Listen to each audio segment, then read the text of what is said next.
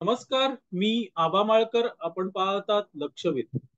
मंडळी, कालपासून एक बातमी सोशल मीडियावर तसंच न्यूज चॅनलवर धुमाकूळ घालते. आणि ती बातमी म्हणजे कुविख्यात दाऊद इब्राहिम याच्यावर पाकिस्तानामध्ये विषप्रयोग झालेला आहे आणि तो अत्यवस्थ आहे. ही बातमी काल पाकिस्तानी सोशल मीडियावरून व्हायरल झाली. एक कोणतरी पाकिस्तानी पत्रकार आहे, तिचं नाव आहे आरजू काझमी.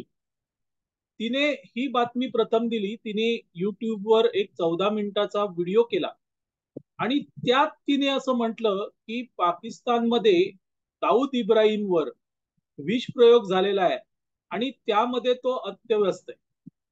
खरं म्हणजे या बातमीला कुठलाही अधिकृत दुजोरा नव्हता.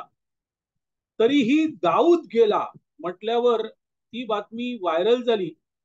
पाकिस्तानात इतकी प्रचंड व्हायरल झाली की पाकिस्तानमध्ये सोशल मीडिया प्लॅटफॉर्मच बंद करण्यात आला.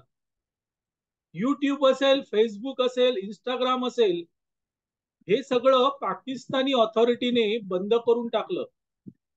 त्यानंतर ही बातमी भारतात व्हायरल झाली आणि भारतातही या बातमीने अक्षरशः धुमाकूळ घातला. दाऊद इब्राहिम गेला, त्याच्यावर विष प्रयोग झाला.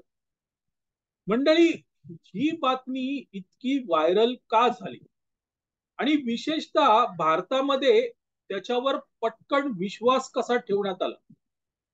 खरं म्हणजे दाऊदला आम्ही आसरा दिलेला आहे हे पाकिस्तान अधिकृतरित्या सांगू शकत नाही. कारण दाऊद हा आंतरराष्ट्रीय दहशतवादी आहे आणि एका दहशतवाद्याला आसरा दिला हे जर पाकिस्तानने जाहीर केलं तर पाकिस्तानावर जे अगोदरच निर्बंध आहेत ते अधिक कडक होतील आणि भिकेला लागलेला पाकिस्तान अजूनच भिकारी होईल.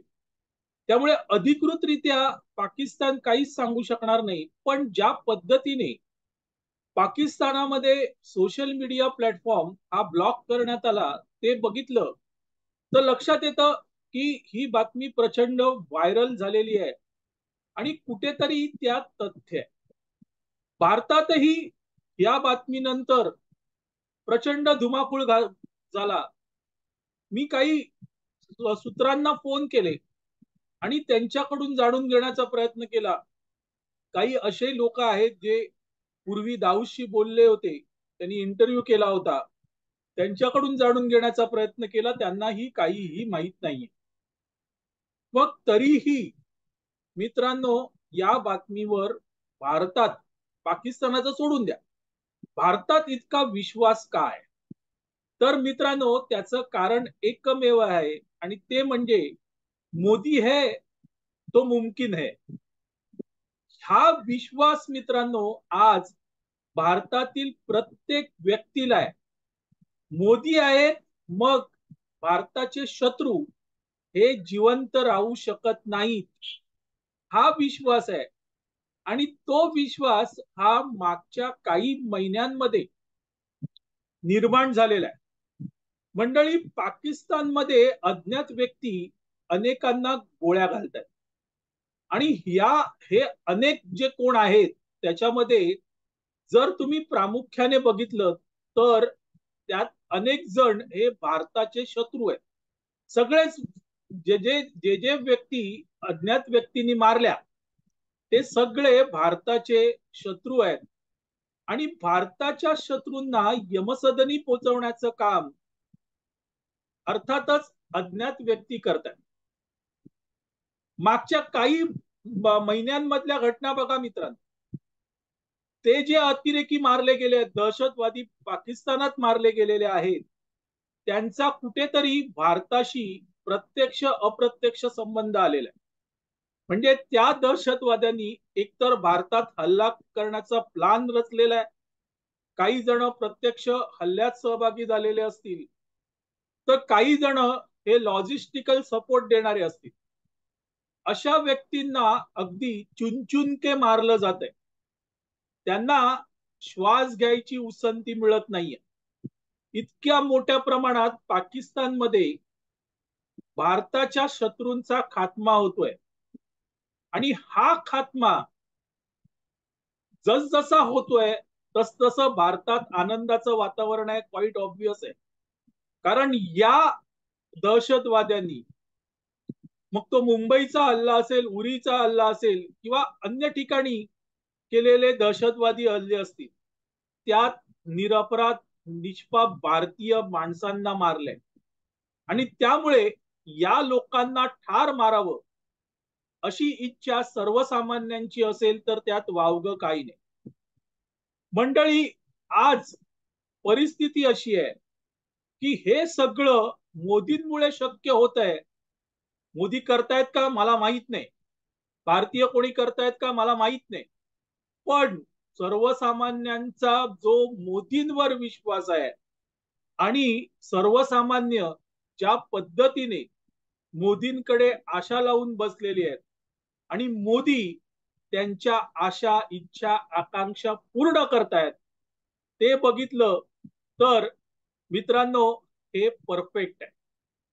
हे परफेक्ट आहे आणि त्यातूनच मोदी आहे तो मुमकिन आहे हा विश्वास निर्माण झालेला. दाऊद इब्राहिम हा 1993 बॉम्बस्फोटाचा मुख्य आरोप. त्यांनीच या बॉम्बस्फोटाचा कट रचला, पाकिस्तानमधून RDX आणलं आणि त्यांनीच मुंबईमध्ये बॉम्बस्फोट घडवले. 200 पेक्षा जास्त माणसं मारली गेली मित्रांनो. मुंबईकर होते सगळे. त्यानंतर त्याही पेक्षा जास्त जायबंदी झाली आणि अशा या दाऊदचा काटा काढला जावा हे प्रत्येक मुंबईकराचं स्वप्न आहे. का असू नये मित्रांनो, का असू नये? कारण जे मृत्युमुखी पडले ते कोणाचे ना कोणाचे तरी सगळे सोयरे मित्र होतेच ना. आणि त्यांना अशा प्रकारे मारणाऱ्या व्यक्ती हा अजून जिवंत कसा राहू शकतो, हा प्रश्न प्रत्येकाला असतो आहे. पुन्हा मित्रांनो, दाऊद पाकिस्तानमध्ये असताना मुंबईवर त्याचं राज्य होतं. तिथून तिकडच्या उद्योगपतींना धमकी द्यायची, हॉलिवूड बॉलिवूड स्टार्सना धमकी द्यायची, त्यांच्याकडून खंडणी वसूल करायची. हे सगळं होत होतं आणि कुठपर्यंत काँग्रेसचं सरकार केंद्रात असेपर्यंत होत होतं. केंद्रातून काँग्रेसचं सरकार केलं आणि दाऊदला हळूहळू चाप बसायला लागला. अर्थात दाऊदवर शिकंजा कसलेला होता. दाऊद आज ना उद्या मिळणार आणि तो ठोकला जाणार इथपर्यंत परिस्थिती होती आणि ते पाकिस्तानला माहित होतं. आणि म्हणून पाकिस्तानच्या ISI या गुप्तहेर खात्याने दाऊद भोवती अक्षरशः कड निर्माण केलं होतं. मात्र मागच्या 2-3 महिन्यांपासून ज्या पद्धतीने अज्ञात व्यक्ती दाऊद आणि भारताच्या शत्रूंना, म्हणजे दाऊदचे सहकारी होते त्यातले काही काही अनेक जण भारताचे शत्रू होते, त्यांना वेचून वेचून मारतायत. त्यावरून प्रत्येक भारतीयाच्या मनामध्ये हा विश्वास निर्माण झाला होता की आज ना उद्या दाऊदही असाच मारला जाणार. आणि त्यातच मित्रांनो, आरजू काझमी हिने ही बातमी दिली की दाऊदवर देखील विष प्रयोग झालाय आणि दाऊद अत्यवस्थ आहे.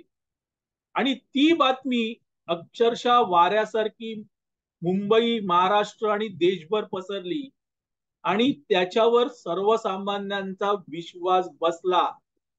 तुमचा आमचा विश्वास बसला का? कारण मोदी आहे तो मुमकिन आहे. आणि त्यामुळेच मित्रांनो, मला माहित नाही दाऊद खरोखर मेला का, पाकिस्तानी ऑथॉरिटी ते कन्फर्म करणार नाही. मुंबईतले काही सोर्स आहेत तेही कन्फर्म करत नाहीयेत. पण तरीही मित्रांनो, प्रत्येकाचा विश्वास आहे की दाऊदला मारलं गेलं असणार. किमान त्याला मारण्याचा प्रयोग तरी झाला असणार. आणि तो विश्वास हा काय? कारण मोदी है तो मुमकिन है. मंडळी, तुर्तास इथे थांबतो. या बातमीबद्दल काही अपडेट्स मिळाले तर नक्कीच पुन्हा एकदा व्हिडिओ करेन. पण आजच्या घडीला, या क्षणाला बातमी अशी आहे की पाकिस्तानी ऑथॉरिटी चिडी चूप आहे, काहीही बोलत नाहीये, याचा अर्थ स्पष्ट आहे, दाल में कुछ काला आहे. मंडळी, आपल्याला हा व्हिडिओ आवडला तर लाईक करा, शेअर करा, लक्षवेधला सबस्क्राईब करा. धन्यवाद.